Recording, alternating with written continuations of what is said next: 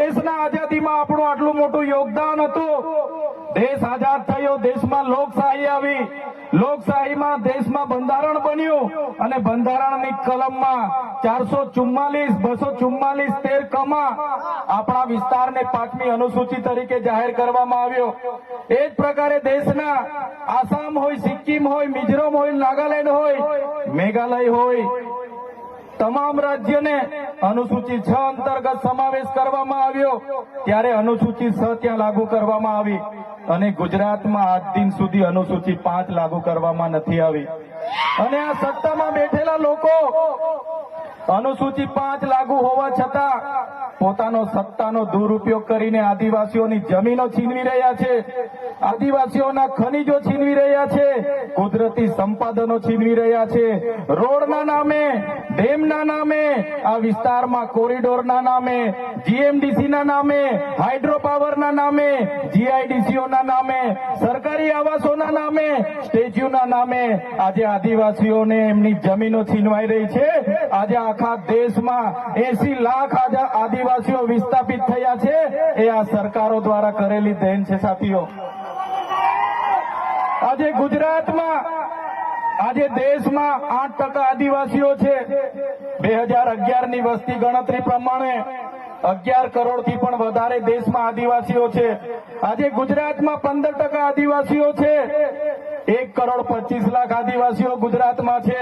29 જાતિઓ ગુજરાતમાં આદિવાસીઓની છે. આજે તમે મને બતાવો કયા ક્ષેત્રમાં આદિવાસીઓ 15% છે, બતાવો મને. તમે સચિવાલયમાં જશો, આદિવાસીઓનું લિસ્ટ તમે માંગજો. તમે હાઈકોર્ટના જજની યાદી જોઈ લેજો. તમે ઇન્ડસ્ટ્રીયલના આપણા આદિવાસીઓને કેટલા લાભો મળ્યા છે જોજો. તમે રિયલ એસ્ટેટમાં આપણા આદિવાસીઓની સંખ્યા જોજો. ત્યારે આઝાદીના 78 વર્ષમાં સરકારોએ માત્ર ને માત્ર આદિવાસી બજેટમાંથી અમૃત મહોત્સવો કાઢે છે, વિકાસ મહોત્સવો કાઢે છે, ગૌરવ યાત્રાઓ કાઢે છે અને પોતાના તાઇફાઓ કરે છે. ત્યારે હવે આપણે બધાએ જાગી જવાનું છે અને આ સરકારને 2027માં ઉખાડીને આપણે ફેંકી દેવાની છે. સાથીઓ, અમે 4 વર્ષ પહેલા જનનાયક બિરસા મુંડાજીની પ્રતિમા ડેડિયાપાડામાં સ્થાપના કરતા હતા અને એમના વિચારોને ઉજાગર કરવા માટે, એમના વિચારોમાંથી આવનારી પેઢી પ્રેરણા લે માટે અમે ત્યાં પ્રતિમા સ્થાપિત કરતા હતા. ત્યારે આ ભાજપના સાંસદ મનસુખભાઈ વસાવા, 3 જિલ્લાની પોલીસ અને એમના આરએસએસ વાળાએ આપણને ત્યાં પ્રતિમા સ્થાપતા અટકાવી દીધા હતા અને પ્રતિમા સ્થાપતા આપણા ઘણા લોકોને ડિટેન કર્યા હતા. 3 જિલ્લાની પોલીસ અમને પકડવા માટે આવી હતી, છતાં આપણે એમનાથી ડર્યા નથી અને બિરસા મુંડાની પ્રતિમા ડેડિયાપાડામાં સ્થાપિત કરી. ત્યારે આજે દેશના વડાપ્રધાનને આજે ડેડિયાપાડા આવવું પડે એ આપણા બધાની તાકાત છે. ત્યારે વડાપ્રધાન ડેડિયાપાડા આવે છે ત્યારે લોકોને ભેગા કરવા માટે 500 કરોડ આદિવાસી બજેટમાંથી જોગવાઈ કરવામાં આવી છે. હજારો બસોની વ્યવસ્થા કરવામાં આવી છે અને બધા કર્મચારીઓને એમાં લગાડી દેવામાં આવ્યા છે. આજે ડેડિયાપાડાના ગામડાઓમાં ટીડીઓ ના મળે, તલાટીઓ ના મળે એવા ગામડાઓની ગલીઓમાં આ ગુજરાતના નાયબ મુખ્યમંત્રી, એમના મંત્રીઓ, એમના સાંસદો, એમના ધારાસભ્ય ડેડિયાપાડાના ગલીઓમાં 4 દિવસથી ફરે છે. જે લોકો એસી ચેમ્બરોમાંથી બહાર નહોતા આવતા, જે લોકો ગાંધીનગરમાં પડે ફતારીએ રહેતા હતા, એ લોકોને ગામડે ફરતા કરી દીધા. એ આપણી બધાની તાકાત છે ભાઈઓ. ત્યારે નરેન્દ્રભાઈ મોદી આપણા કુળદેવી માતાના દર્શને જવાના છે.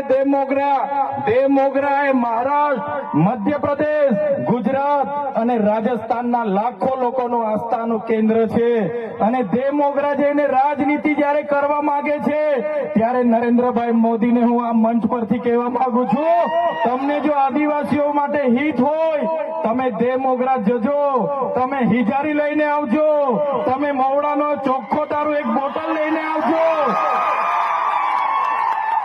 તમે એક મરઘો લઈને આવજો, એક બકરો લઈને આવજો, દર્શન કરીને એની પ્રસાદી કરીને તમે ત્યાં જ જમીને પછી જજો.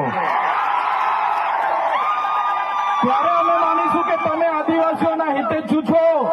તમે આદિવાસીઓ માટે આજ દિવસ સુધી તમે 24 વર્ષથી રાજનીતિમાં છો.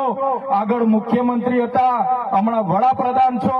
આદિવાસીઓ આજે શિક્ષક માટે આંદોલન કરે છે, શાળા માટે આંદોલન કરે છે, નર્મદાના પાણી માટે આંદોલન કરે છે, પોતાની જમીનો બચાવવા આંદોલન કરે છે, જીએમડીસીઓ હટાવવા આંદોલન કરે છે, જીઆઈડીસીઓમાં રોજગાર માટે આંદોલન કરે છે. ત્યારે નરેન્દ્રભાઈ મોદીજીને કહેવા માંગુ છું, હવે અમે લડેંગે, જીતેંગે, જિંદાબાદ, મુર્દાબાદ, આવેદન નિવેદન કરવા માંગતા નથી. હવે અમે લડવા માંગતા નથી. હવે ધરણા પ્રદર્શન બંધ, હવે આંદોલન બંધ. જો અમારી 5મી અનુસૂચિ, જો અમારા પૈસા, જો અમારી અનામત, જો અમારી 73 એની જમીનોને આવનાર દિવસોમાં જીએમડીસી ના નામે માગશો, માલસામોટ પ્રોજેક્ટના નામે માગશો, હાઇડ્રો પ્રોજેક્ટના નામે માગશો, અણુ મથકના નામે માગશો, તો અમે આંદોલન નથી કરવાના. અમે નેપાળવાડી કરવા માટે ગાંધીનગર આવવાના છે. અમે નેપાળવાડી કરવા માટે ગાંધીનગર આવીશું. તે દિવસે તમારો ને અમારો સામનો થશે. તે દિવસે ખબર પડશે ઓરિજિનલ આદિવાસીઓ કોણ છે. ત્યારે કેટલાક મીડિયાવાળા મિત્રોએ મને પૂછ્યું, તમારા ડેડિયાપાડામાં નરેન્દ્રભાઈ મોદી આવે છે, તમારું બધું પૂરું થઈ જાય. ત્યારે મેં મીડિયાવાળાને મિત્રોને કીધું, નરેન્દ્રભાઈ મોદી આવીને જાય પછી એમના મિત્ર ડોનાલ્ડ ટ્રમ્પને પણ લઈ આવજો. અમારા લોકોને ક્યાંય ફેર પડવાનો નથી. હવે અમારા લોકો જાગી ગયા છે, અધિકારોની વાત કરીએ છીએ. સંવિધાન અધિકારો અમને આપો, સામાજિક અધિકારો આપો. અમને જે મળેલી અમારા અધિકારોની વાત અમે કરીએ છીએ ત્યારે અમને ખબર પડી ગઈ કે આદિવાસી સમાજ હવે જાગૃત થયો છે. ત્યારે બિરસા મુંડાના રથ જયારે લઈને ફર્યા, એમના મંત્રી તંત્રી મારું નામ લઈને મને ગાળ બોલે કે પેલો ચૈતર વસાવો અહીંયા આવે છે, આમ કરે છે, તેમ કરે છે, ફલાણું કરે છે, ઢીકણું કરે છે. એ મંત્રીઓને પણ કહેવા માંગુ છું, એ પ્રદેશ પ્રમુખને પણ કહેવા માંગુ છું, ચૈતર વસાવાને ગાળ બોલવાથી અમારા આદિવાસીઓનું ઉત્થાન નથી થવાનું. તમે આદિવાસીને ઉત્થાનની વાત કરો. મને ગાળ બોલવાથી અમારા લોકોનો જો વિકાસ થઈ જવાનો હોય તો હું દરરોજ તમારી ઓફિસે તમારી ગાળ ખાવા માટે પણ તૈયાર છું. સાથીઓ, અમે અનંતભાઈ સાથે વિધાનસભામાં લડીએ, રોડ પર લડીએ, સદન પર લડીએ અને આદિવાસીઓની ન્યાયની વાત કરીએ, અધિકારની વાત કરીએ. આ લોકોને ગમતું નથી. અનંતભાઈ પર અનેક કેસ થાય, મારા પર અનેક કેસ થાય, અમને જેલોમાં નાખવામાં આવે, પણ અમે આ સરકારની જેલોથી અમે ડરવાવાળા લોકો નથી, અમે લડવાવાળા લોકો છે. સાથીઓ, આ મંચ પરથી કહેવા માંગીએ છીએ, આ ચૈતર વસાવાના, અનંત વસાવાને જયારે સમાજની જરૂર પડશે, અમે આ ધડ ધરવા માટે પણ તમારી સાથે તૈયાર છે. આ ધડ ધરવા માટે પણ અમે સમાજ માટે તૈયાર છે. એક ગુજરાતના મુખ્યમંત્રી ભૂપેન્દ્રભાઈ પટેલ, એક ગુજરાતના ઉપમુખ્યમંત્રી હર્ષભાઈ સંઘવીની પોલીસમાં પાણી નથી કે આ ચૈતર વસાવાના આનંદ પટેલને હેરાન કરી શકે. ત્યારે સાથીઓ, જાગવાની જરૂર છે. આગળ ડોક્ટર સાહેબે કીધું, આપણી જે મૂળ સંસ્કૃતિ છે આપણે ભૂલી ચાલ્યા. આપણો નંદરિયો દેવ, આપણો ગામનો હિમારિયો દેવ, આપણો વાઘ દેવ, ગોવાળ દેવ, આપણો કાળિયો ભૂત, આપણે ધરતી માતાને પૂજનારા, આપણે નદી નાળાને પૂજનારા, આપણે ચંદ્ર અને સૂર્યને પૂજનારા, આપણે પ્રકૃતિના પૂજક તરીકે છે. ત્યારે જન્મ મરણની વિધિ, લગ્નની વિધિ આપણે ભૂલી ચાલ્યા છે. ત્યારે આજે આ લોકો આપણા પર જાતિનો દાખલો માંગે છે, પુરાવા માંગે છે. ભણેલા છોકરાઓને પૂછી લો. સાથીઓ, જે આપણી રીત પરંપરાઓ છે, આપણો જે પહેરવેશ છે, આપણા પૂર્વજો આઝાદી પહેલા ઓળખી કાઢતા હતા. ગોરા અંગ્રેજો આવ્યા, એમના પહેરવેશ, એમની બોલી પરથી આપણા પૂર્વજો જાણી ગયા કે આપણા દુશ્મન છે. આજે તો આપણે એ લોકોની સંસ્કૃતિ અપનાવતા થઈ ગયા, એ લોકોના પેન્ટ શર્ટ પહેરતા થઈ ગયા, એ લોકોના જીન ટી શર્ટ પહેરતા થઈ ગયા, એ લોકોના બૂટ સૂટ આપણે પહેરતા થઈ ગયા.